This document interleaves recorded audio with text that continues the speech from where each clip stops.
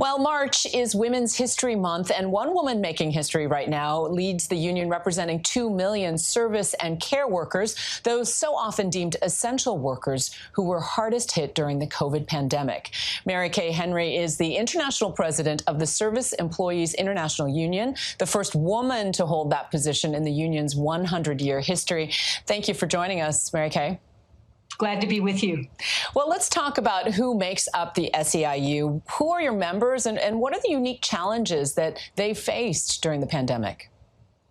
Our members are on the front lines of healthcare in every setting, hospitals, nursing homes, and home and community-based care.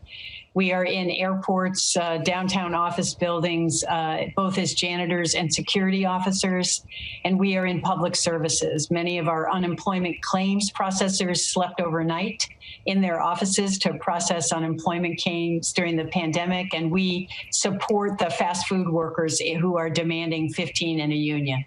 And yet I suspect that they suffered disproportionately throughout the pandemic. Yes, it was a very, very tough year. Daily, I would receive names of members who are local leaders in states all across the country and in Canada and Puerto Rico. We're getting reports of both infection and death. And at our convention, we scrolled a video for 4 minutes with individual names to honor the lives that we've lost and to rededicate ourselves to organizing on their behalf and making sure that every service and care worker is respected, protected, and paid what they're worth. And yet, during the pandemic, so many of the jobs lost were by women. In fact, many were calling it the she session. The SEIU is such overwhelmingly female, in fact, almost 70% female. What will it take, do you think, to get women back to work? I think it's really important that in the next action of government, that there's an investment in care jobs, both child care and home care, so that women who are working can leave with peace of mind knowing that their children and that their parents or the family members with disabilities can stay safely at home and be cared for by a provider who can also care for herself. We need to value care infrastructure in this country like we did auto and steel jobs of the last century. And that's a way for every family to truly benefit from a recovery.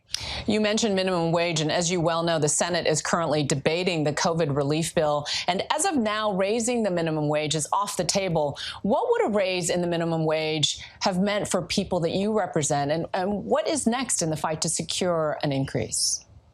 It's transformative to go from $7.25 an hour to $9.20, which was going to be the first step in raising the wage up to $15 by 2025. And already 42% of the American workforce is on that path. We need Congress to do its job and raise wages for the other 60% of essential workers, 6 in 10 of whom are women, need more money in their pockets so they can provide for their families and so that our children can do better than we've done. We know the federal COVID relief bill will offer assistance to millions of Americans, except for one group, and that is undocumented workers who are not eligible. You have argued strenuously for a path to citizenship for those who are here in the U.S. undocumented. What can the SEIU do to move the Citizenship Act forward? Well, we've linked our demand for 15 in a union to include a path to citizenship. We've made the case and support rewarding and honoring the sacrifices of essential workers by creating a path to citizenship for the 5 million essential workers who've been showing up during the pandemic, but who remain undocumented. And we fully support and have linked arms with the immigration movement, racial justice, women's groups to demand a comprehensive immigration reform in this country. And we're going to use this moment where we showed up in record numbers in November of 20 to demand from elected officials all across parties, Republican, Independent, and Democrats, that now is the time to make sure that the 11 million undocumented families in this country have a path to citizenship. We can't crush the virus if we have workers and families excluded from public benefits and health care in this nation. And we have to raise wages for all workers across the service and care sector, including every immigrant worker. And before I let you go, I want to ask you about some news involving Amazon, one of the biggest employers in the U.S. As you know, nearly 6,000 Amazon warehouse workers in Alabama will be voting whether to unionize, the first time this has happened in the company's history. If these warehouse workers do have enough votes to form a union, what will this mean for the future of Amazon and for the future of the labor movement?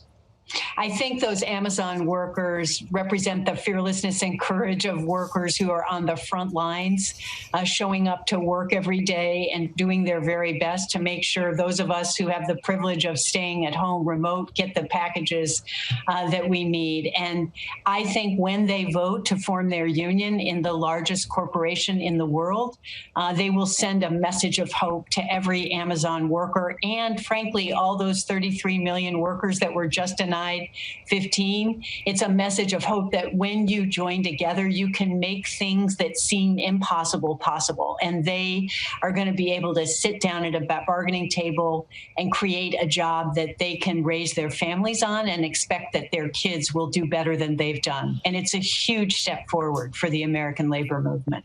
Well, SEIU International President Mary Kay Henry, thank you so much for your time and for your insights. Thank you. Hi, everyone. George Stephanopoulos here. Thanks for checking out the ABC News YouTube channel. If you'd like to get more videos, show highlights, and watch live event coverage, click on the right over here to subscribe to our channel. And don't forget to download the ABC News app for breaking news alerts. Thanks for watching.